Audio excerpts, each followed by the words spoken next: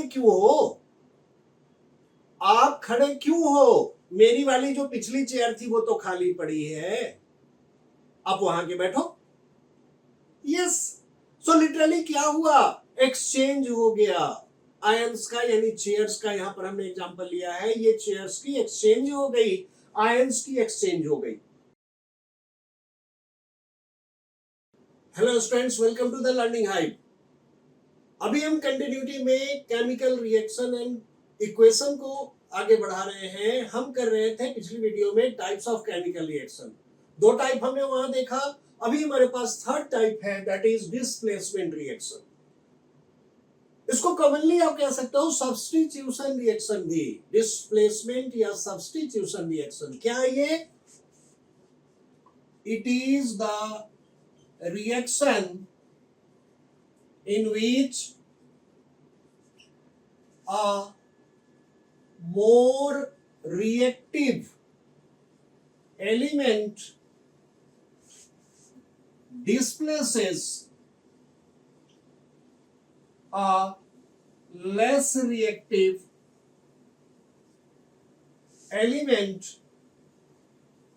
from its salt solution। Element यहां पे जो वर्ड दिया मैंने, मोर रिएक्टिव एलिमेंट और लेस रिएक्टिव एलिमेंट, बेसिकली ये मेटेलिक एलिमेंट है मेनली। ये more reactive metallic element displaces a less reactive metallic element from its salt solution. उसके किसी कंपाउंड से aqueous solution of the compound.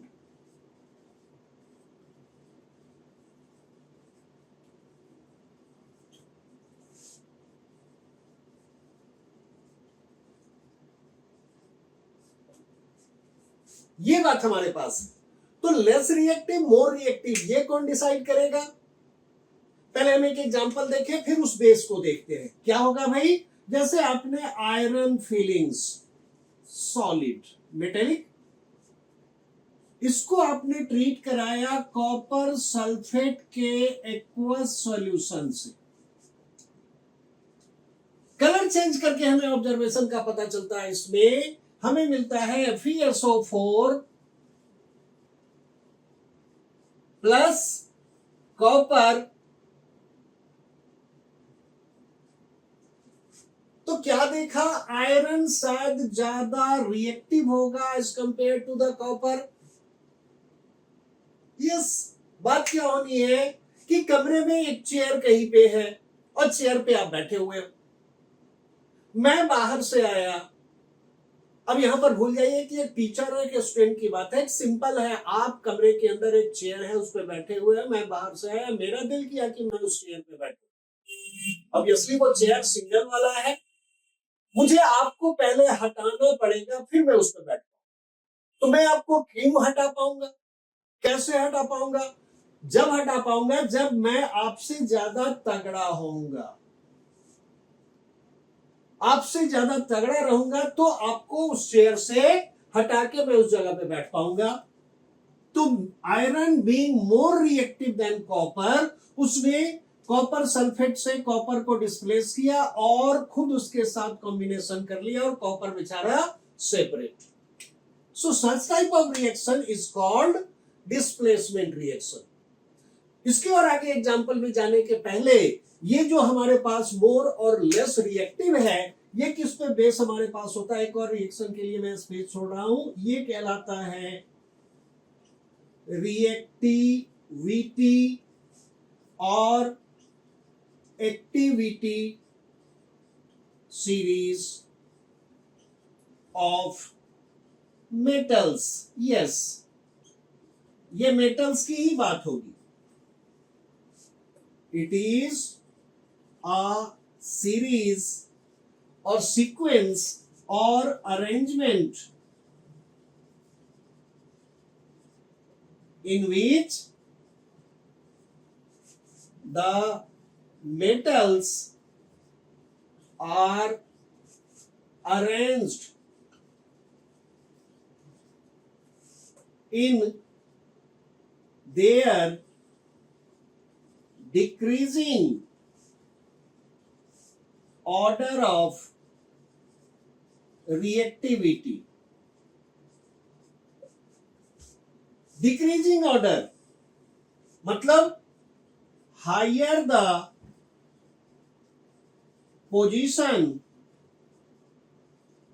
of a metal, more is reactive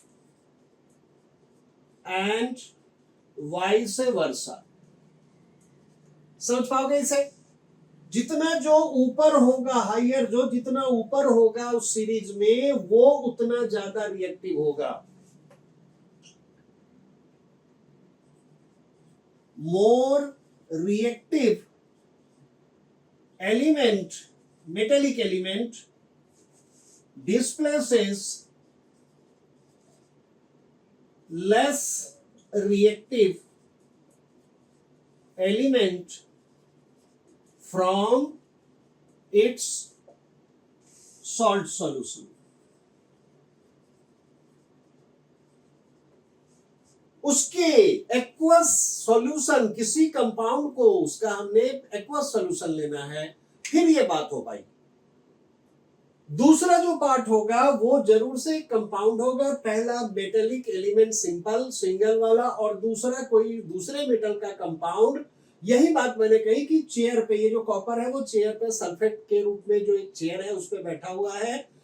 iron ने चाहा कि मैं उस चेयर पे बैठूं तो कॉपर को हटाना पड़ेगा. अगर इसी को मैं रिवर्स लिखूं कि अगर मैं बात करूं कॉपर आया आयरन सल्फेट के पास, कॉपर चाहेगा कि मैं अब आयरन को डिस्प्लेस करके उस जगह पे बैठ जाऊं. नो रिएक्शन, क्योंकि copper is less reactive than iron. Okay, तो ये चीज, और इस जो रिएक्टिविटी सीरीज मिली है उसमें जो मोस्ट कॉमन हमारे सिलेबस में मोस्ट कॉमन जो कुछ मेटेलिक एलिमेंट हैं, हम उनकी एक लिस्ट बना के अभी हम देखेंगे. So students, reactivity series of metals, यहां पर जो कॉमन कुछ मेटल्स हैं जो हमारे सिलेबस में यूजुअली हैं, जिनका यूज हम करते हैं, वो उन मेटल्स के कुछ लिस्ट हमने बनाए हैं. सबसे टॉप पे जो होगा वो सबसे ज्यादा रिएक्टिव होगा, और जैसे जैसे नीचे आएंगे रिएक्टिविटी डिक्रीज होती जाती है. सबसे नीचे platinum, silver, gold, platinum least reactive. तो इस ढंग से डिक्रीजेज मतलब जो जितना ऊपर होगा वो अपने से नीचे वाले को उसके सॉल्ट सॉल्यूशन से डिस्प्लेस कर देगा.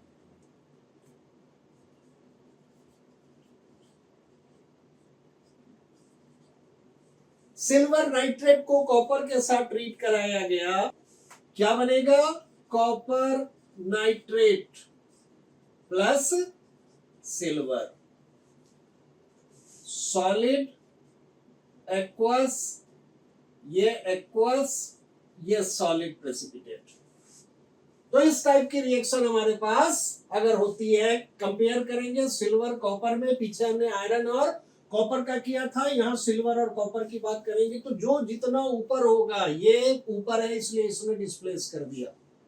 रिएक्शन नंबर 4 पे आते हैं, डबल डिस्प्लेसमेंट रिएक्शन. ये भी लेस और मोर उसी बात पे डिपेंड करती है, लेकिन थोड़े से डिफरेंस के साथ. डिस्प्लेसमेंट रिएक्शन में एक मेटल था, दूसरा सॉल्ट था, दूसरे मेटल का सॉल्ट था. यहां पर दोनों के दोनों होंगे. इसको अगर सिंपल में कहें तो it is the exchange of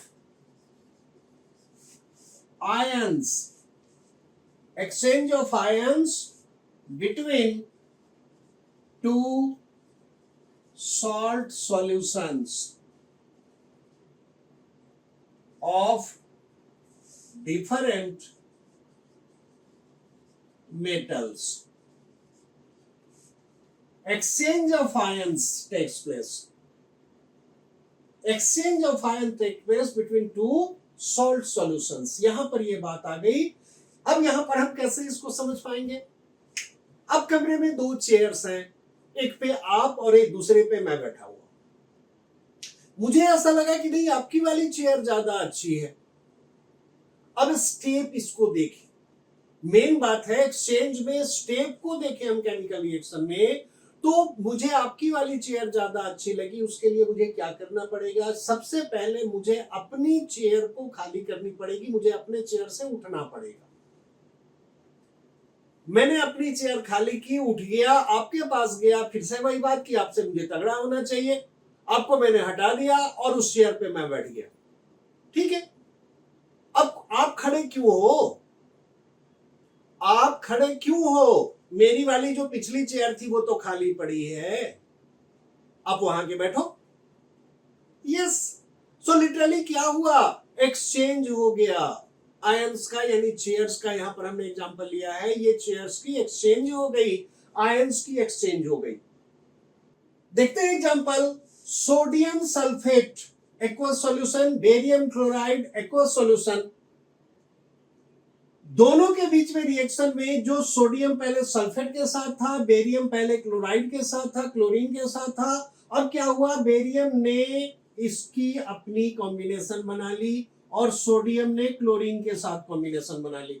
exchange of ions, barium sulphate, ये डाउन एरो दिखाया, इसका मतलब ये सॉलिड फॉर्म में, मतलब कलर का भी स्पेसिफिक होगा। पहले कलरलेस था, व्हाइट प्रेसिपिटेट हमें मिलता है बेरियम सल्फेट का। पहले दोनों एक्वस थे, रिएक्शन के बाद व्हाइट प्रेसिपिटेट, और ये तो एक्वस सॉल्यूशन है। सिमिलरली दूसरे एग्जांपल में देखें, silver nitrate aqueous solution, sodium chloride aqueous solution. Once again जो सोडियम है नाइट्रेट के साथ और जो सिल्वर है क्लोरीन के साथ, एक्सचेंज ऑफ आयंस किया, silver chloride, once again it is obtain as white precipitate, और सोडियम नाइट्रेट एक्वस सॉल्यूशन। तो एक्सचेंज ऑफ आयंस जो हमने पहले लिया था, वेरी सिंपल एग्जांपल चेयर का मैंने आपको दिया, वही चीज यहां पर होनी है। स्टार्ट कौन करेगा? जो ज्यादा रिएक्टिव होगा वो स्टार्ट करेगा उस प्रोसेस को। लेकिन अल्टीमेटली अगर मैं बात बोलूं कि सोडियम ज्यादा रिएक्टिव है, इसने पहले जाके क्लोरीन के साथ रिएक्ट कर लिया, उसने बताया कि देख भाई मैं तो स्ट्रॉन्ग था, मैंने हटा दिया उसे, बेरियम को वहां से भगा दिया। लेकिन बेरियम खाली अकेला क्यों खड़ा रहेगा? वो आके बैठा सल्फेट के साथ, तो वो भी तो अब बताएगा कि भाई मैंने इसको हटा दिया। तो किसने किसको हटाया, ये बात से ज्यादा इंपॉर्टेंट है एक्सचेंज ऑफ आयंस। अगर पिछले वाले इक्वेशन में हमने टाइप में देखा था डिस्प्लेसमेंट, वहां पे एक सिंगल मेटेलिक एलिमेंट दूसरे मेटेलिक एलिमेंट को उसके सॉल्ट सॉल्यूशन यानी उसकी चेयर से हटा रहा है। यहां पर दोनों ने एक दूसरे को डिस्प्लेस किया, दोनों ने एक दूसरे को सब्स्टिट्यूट किया, एक दूसरे के साथ एक्सचेंज किया, that is double displacement reaction.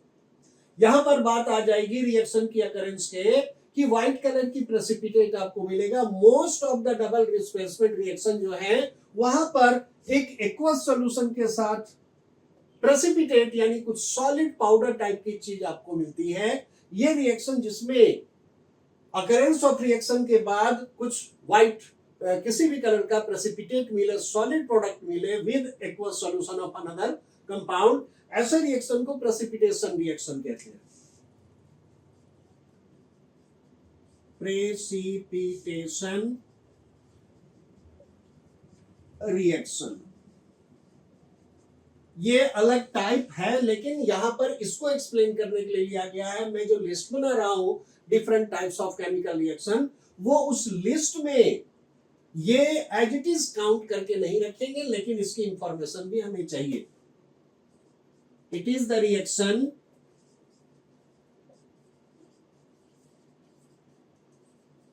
in which a solid substance is obtained, produced with the aqueous solution of another substance.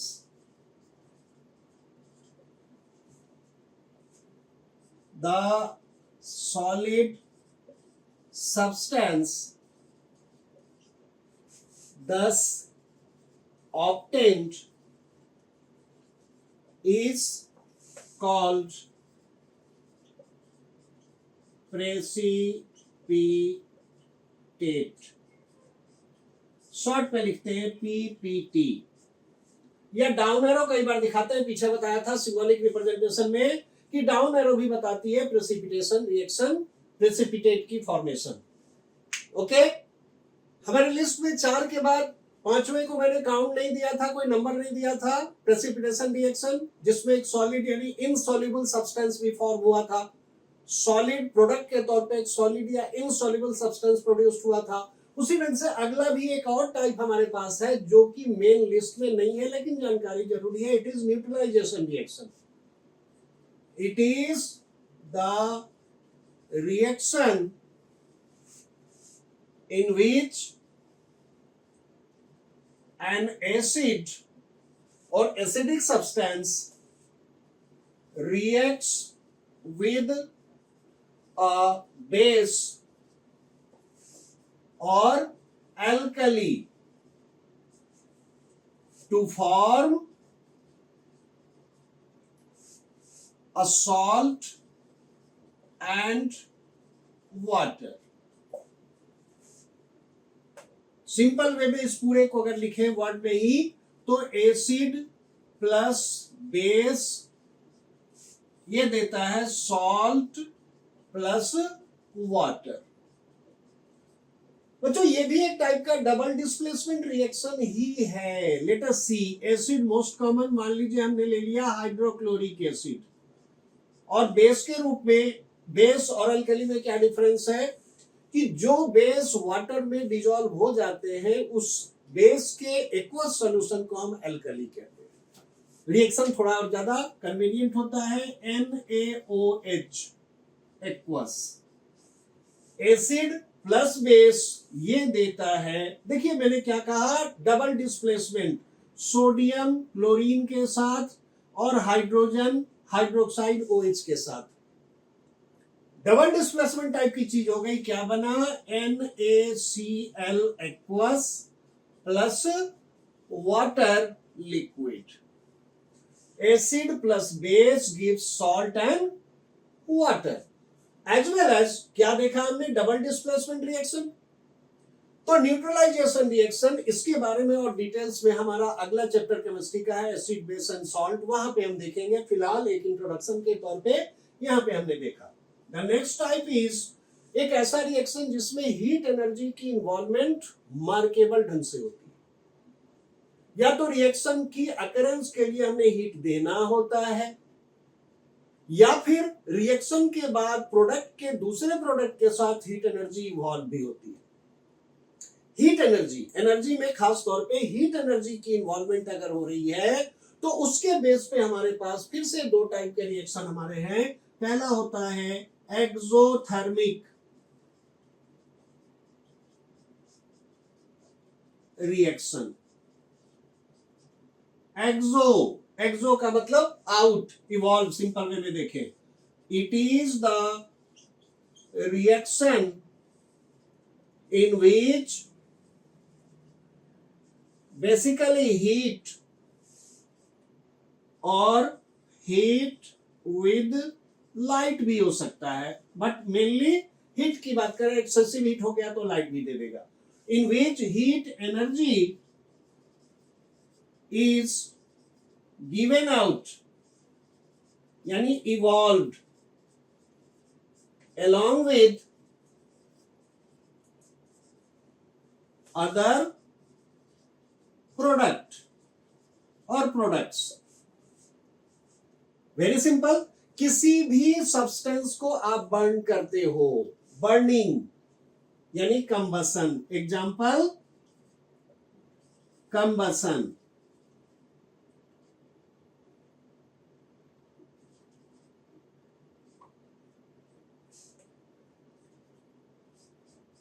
Methane gas को आपने बर्न किया, क्या मिलेगा, carbon dioxide gas plus water plus heat. किसी भी fuel को आप burn करोगे, फ्यूल में बेसिकली कार्बन और हाइड्रोजन मेन होते हैं, तो कार्बन हाइड्रोजन का जो कंपाउंड अलग अलग टाइप का होगा, बर्न कराएंगे हम ऑक्सीजन के साथ तो कार्बन डाइऑक्साइड, वाटर और हीट एनर्जी प्रोड्यूस होगी। Simple most. अपने अल्कोहल ले लिया C2H5OH एक्वस, इसको आपने बर्न किया, once again carbon dioxide plus water plus heat energy. पहला एग्जांपल कंबसन के रूप में, दूसरा एग्जांपल और भी अच्छा है, रेस्पिरेशन। रेस्पिरेशन में हम जो ऑक्सीजन इनहेल करते हैं उसका क्या अल्टीमेट यूज होता है? बॉडी के डिफरेंट सेल्स में इस ऑक्सीजन का यूज होता है ग्लूकोज को बर्न कराने में। तो C6H12O6 ग्लूकोज है, बर्न किया गया। मैं बैलेंस नहीं कर रहा हूं, बैलेंस आप रखेंगे, आपके लिए टास्क रहेगा ये। Again we will have carbon dioxide gas plus water plus heat energy. ये वो हीट एनर्जी है जो हर सेल यूज करता है, जो काम उसे परफॉर्म करने को दिया गया उस सेल को, उसके लिए उसे एनर्जी चाहिए, यहां से एनर्जी मिलती है। ठीक है। अगेन इसके अलावा आपके पास एग्जांपल होगा कॉमन में decomposition. Decomposition of different part, fruit का, वेजिटेबल का, या डेड ऑर्गन्स, डेड ऑर्गेनिज्म का, या जो कैटल डंग्स वगैरह होते हैं उसकी decomposition reaction is also grouped as exothermic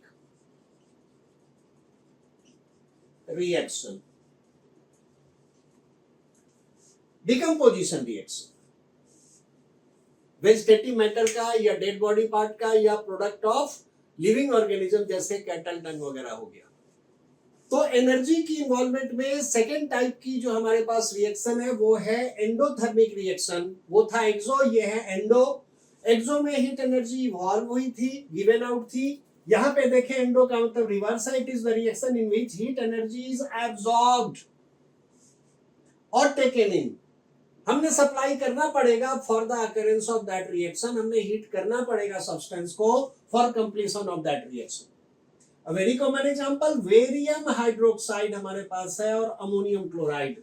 इन दोनों को जब हम रिएक्ट कराते हैं तो क्या मिलता है? बेरियम क्लोराइड, अमोनिया और वाटर। कहां इसमें हीट की दिखाई? क्या हीट का होगा कि ये जो प्रोडक्ट हुआ इसका टेम्परेचर रिएक्टेंट के कंपैरिजन में प्रोडक्ट का टेम्परेचर कम दिखेगा, कूल दिखेगा। ये वाली बात देखें, एनर्जी और heat energy on reactant side is greater than energy और heat energy on product side। Temperature decrease दिखेगा उधर का। दूसरा example decomposition of silver bromide, ये हमने कहां देखा था? फोटोलिसिस में। डिकम्पोजिशन के एक टाइप फोटोलिसिस, फोटोलिटिक डिकम्पोजिशन में decomposition of silver bromide, solid silver bromide जब सन लाइट या लाइट एनर्जी की एक्सपोजर में रखते हैं तो मिलता है सिल्वर सॉलिड ग्रे कलर का और ब्रोमीन गैस इवॉल्व होती है। वंस अगेन टेम्परेचर इधर का कम होगा, या दूसरे वर्ड में कहें तो इसकी जो डिकम्पोजिशन हुई या जो रिएक्शन हुआ, it occurs due to presence of energy, जब एक्सपोज किया गया लाइट एनर्जी में। तो क्या देखा कि ओवरऑल रिएक्टेंट साइड जो एनर्जी का लेवल होगा it is greater than product side में एनर्जी का लेवल या टेम्परेचर का लेवल। इधर का टेम्परेचर ज्यादा, इधर का टेम्परेचर, प्रोडक्ट साइड का टेम्परेचर कम। एक्सोथर्मिक में क्या था? रिएक्टेंट साइड की एनर्जी लेवल लेस होगी as compare to energy level of product side, means product side का जो टेम्परेचर होगा वो इंक्रीज दिखेगा।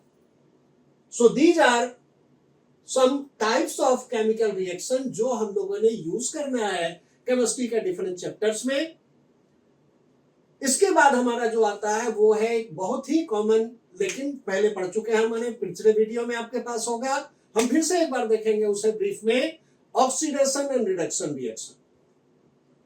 तो अगले वीडियो तक के लिए प्रैक्टिस करते रहें, और सब्सक्राइब करें, कमेंट करें the learning hive. Thank you.